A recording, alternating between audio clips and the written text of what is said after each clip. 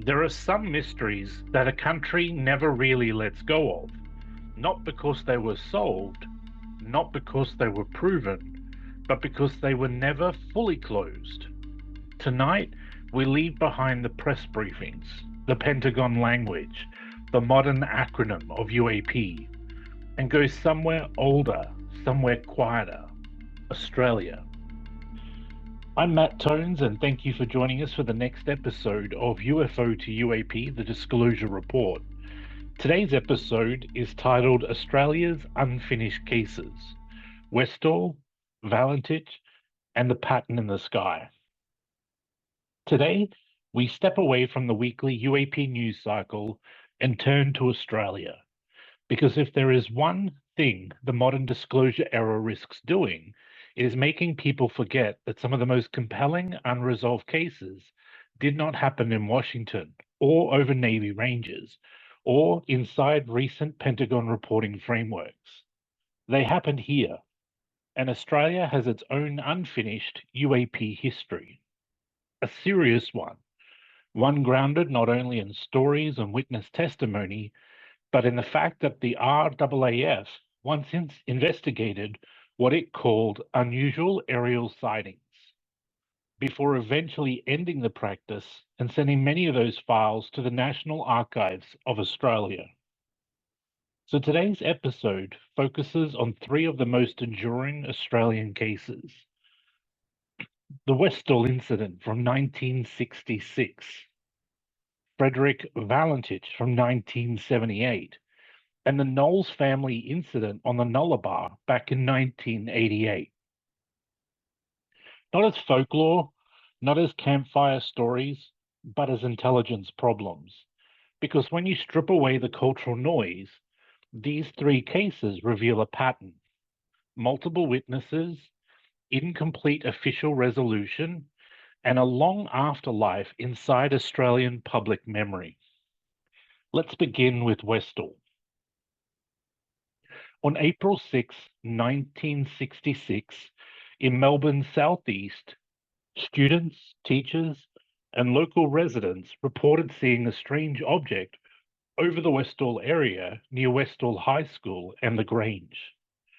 The State Library of Victoria notes that contemporary reports describe something unusual over the scrubland bordering the school, and later retellings of the incident consistently describe a low-flying object that appeared to descend or hover near the reserve. The case has since become widely known as one of Australia's largest mass UFO sightings. What makes Westall stand out is not just the object itself, it is the witness environment. This was not one isolated observer at night. This was a daylight event, seen in or around a school setting, with reports that spread quickly through students and the surrounding area. That does not automatically make every detail reliable, but it does mean the case has scale. In intelligence terms, Westall is compelling because it combines numerous witnesses, broad local memory, and no final consensus explanation that has fully displaced the mystery. Now, there have been proposed explanations. One line of explanation repeated over the years is that the object may have been connected to a weather balloon or related aerial equipment. The surviving public debate around the case includes arguments that ordinary aerospace activity may explain at least part of what people saw, but the reason Westall has not gone away is simple. The explanation has never fully satisfied the witness culture around the event. The case survives because too many people came away convinced that what they saw did not behave like a normal balloon drift or routine aircraft movement. That gives us the first intelligence takeaway of this episode. Westall is not Australia's strongest case because it proves extraterrestrials. It is strong because it is a mass witness event that resisted closure. Now, we move to the most famous Australian aviation mystery in the UFO field, Frederick Valentich. On October 21, 1978, 20-year-old pilot Frederick Valentich disappeared over the Bass Strait while flying from Moorabbin to King Island. Before contact was lost, he radioed Melbourne Air Traffic Control asking whether there was any known traffic above 5,000 feet. He then reported an object with bright lights that appeared to be above him, at one point saying words that would become legendary in Australian UFO history. It is not an aircraft. That phrase gave the case its power, not because it solves anything, but because it captures the exact moment when an ordinary flight appears to cross into anomaly. The National Archives of Australia described the disappearance as a media sensation and notes that later researchers have proposed a more prosaic explanation. That Valentich, who was interested in UFOs and relatively inexperienced, may have become confused by bright celestial objects and lost situational awareness. The archive specifically notes that Venus, Mars, Jupiter, and Antares were visible in a formation that may have contributed to misidentification. That matters because, unlike some UFO stories, the Valentich case has a serious skeptical framework. This is not a case where only options are alien abduction or cover up. A grounded alternative exists: pilot disorientation, fixation on lights, and a fatal loss of control. But what keeps the case alive is that neither the aircraft nor Valentich were definitively recovered in a way that resolved the story for public imagination. So even if the skeptical explanation is plausible, the emotional and narrative force of the case remains unresolved. That gives us the second intelligence takeaway. Valentich is not Australia's most important UFO case because the UFO claim is strongest. It's important because an aviation disappearance fused permanently with anomaly reporting in real time. Now to the third case. The Knowles family incident on the Nullarbor Plain in January 1988. According to contemporaneous reporting in the Canberra Times, the Knowles family told police they were terrorized by a glowing object near Mundrabilla while traveling east across the Nullarbor. The report said police took the matter seriously after examining damage to the car, which was reportedly covered in an ash-like substance, and because other motorists were said to have witnessed elements of the event.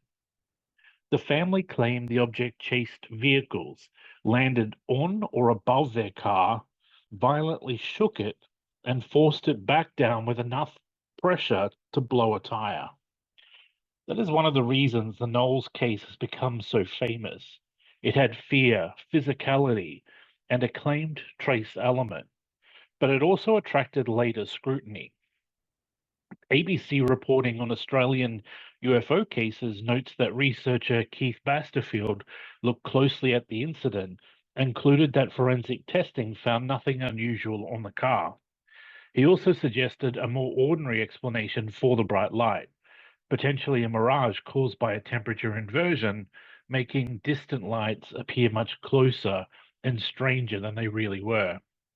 So again, we see the same structure: a dramatic report, serious witness belief, public attention, and then a grounded explanatory attempt that reduces but does not fully eliminate the mystery. And that gives us the third intelligence takeaway. The Knowles incident is strongest not as a proof of an alien encounter, but as a case study in how close range fear, physical claims, and the media momentum can turn a roadside event into a national UFO legend. Now step back and look at all three cases together. Westall is a daylight multi-witness anomaly. Valentich is an aviation disappearance tied to live anomaly reporting. Knowles is a close encounter style road case with alleged physical effects. Different environments, different witness types, different decades, and yet they all share the same unresolved architecture. Anomalous report, no fully accepted official closure, and a durable split between believers and skeptics. That's what makes them useful for a modern UAP audience. not because they prove the same thing, but because they show that Australia has long lived with the same core problem the UAP era is now trying to formalize. Credible people sometimes reporting extraordinary things, and institutions do not always produce answers that end the story. There is another layer here too. ABC reported in 2024 that the RAAF historically investigated unusual aerial sightings largely for practical Cold War reasons, not because it believed in green men, but because air forces had real incentives to understand strange objects in the sky during the early space and rocketry era. That historical context matters. It means Australian UFO files were never purely about fringe curiosity. They sat, at least in part, inside a real national security frame. And that may be the most important bridge between these historical cases and the modern UAP era. The names have changed, the bureaucratic language has changed, the technology has changed, but the underlying question has not changed at all. When something appears in the sky or in a controlled airspace or near civilians and resists immediate explanation, what do institutions do with that uncertainty? So, if we had to give a clean intelligence summary of Australia's unfinished cases, it would be this. Westall shows the power of mass witnesses. Valentich shows the power of real-time anomaly reporting in a life or death setting. And Knowles shows the power of close encounter narrative combined with alleged physical effects. None of them conclusively prove extraterrestrial origin. All of them remain culturally alive because closure never fully took hold. And that is why all these cases still matter, because long before UAP became a modern policy term, Australia already had its own archive of unresolved aerial mystery, and those cases are still with us. This has been UFO to UAP, the Disclosure Report. I'm Matt Tones. Thanks for listening, and don't forget to subscribe and tell your mum about our podcast.